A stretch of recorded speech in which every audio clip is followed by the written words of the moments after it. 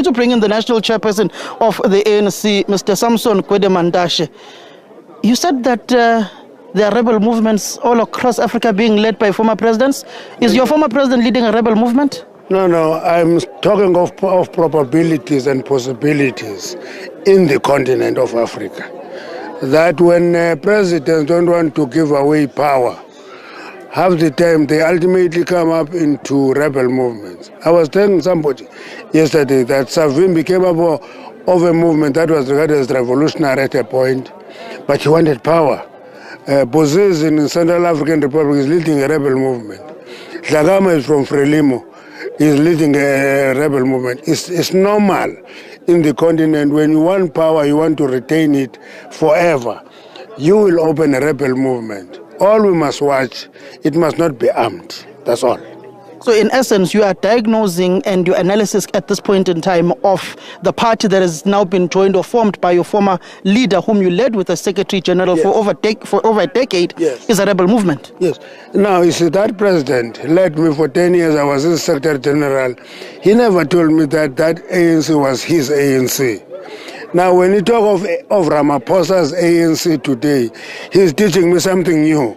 I will have to unlearn what he taught me and learn the new. So if the President Zuma led the ANC for 2 terms without contest, he must appreciate that now time is for the next leader. Actually, it's close to a leader after Ramaphosa. So he must just accept that it will move on. And that talks to an issue that I raised with members of the ANC. The ANC must deal with its own transition. That there will be older leaders,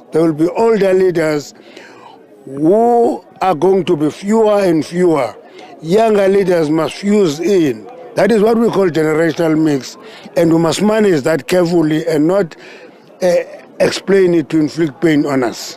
When you look at the community of Mpumalanga moving away from MK, there's a lot of poverty within the specific province. There's a lot of issues pertaining to development of the areas. Some roads are infested with potholes due to the trucks traveling in the coal belt of this specific area. What are some of the issues that you as the African National Congress will be bringing in resolving some of the societal issues facing these people of Mpumalanga? Prevalence of potholes in Mpumalanga is not a reflection of poverty. It's a reflection of a problem which is the heartland for energy for the country. Coal is mined here. Electricity is generated here. It's actually, of the 14 power stations that are run, 12 are in Mpumalanga. And therefore, that is not a sign of poverty. That is the sign of a heartland of generating energy for the country, not only for the province. So Mpumalanga, we must attend to its problems because it has the capacity. But if we are entertaining a debate that says close coal mines, close power stations, I can tell you that we're then planting a seed for poverty.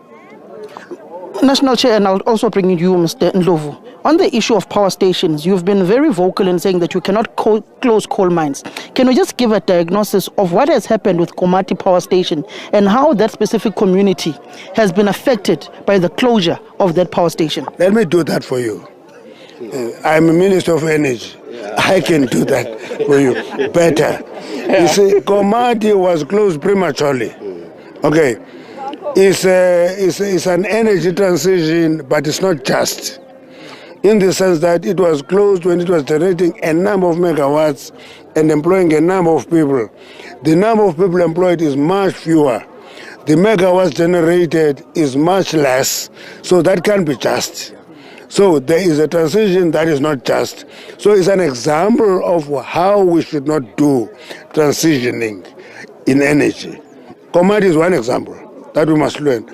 It is not a just transition, it is bad example of transitioning. Have you invited your former Deputy President out in Barberton to join you this weekend? I don't understand why everybody is interested whether Comrade Mabuza is going to attend this big event or not. We must know that Mabuza is a member of the ANC, and as the former president, deputy president of the ANC, is going to be invited. to that event. So we are not sure whether he will attend or not, but he's going to be invited. If he will have time, then he is going to attend as a member of the African National Congress. All of us, we are going to the stadium. And Comrade Mabuza, if he will have time, he is also going to be part of this massive celebration of the birth of the African National Congress. National Chair, last on to you. Have you spoken with your Secretary General Fikile Mbalula with those revelations he made about the fire pool, about Nkandla, and former President Jacob Zuma, which some have perceived as him decampaigning his own party? I don't know if those were revelations. I think I listened very carefully to what he said as Secretary General. He's my Secretary General. I thought he was carried away by yourselves, guys. He saw your cameras, he got taken away, and he said things he should not have said.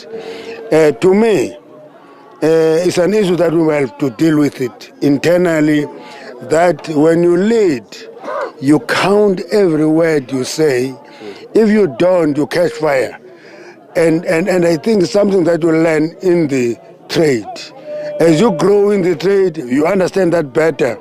You can say things that you are saying without being excited, but say things and explain things very well. For example, let me give you an example. He talked about a water pool, a fire pool.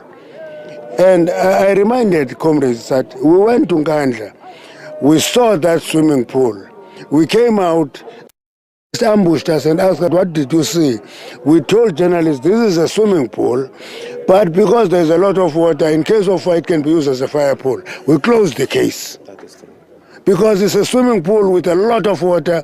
In case of fire, you can use that water as a fire pool. So that closed the case. I don't know why do you reopen that today.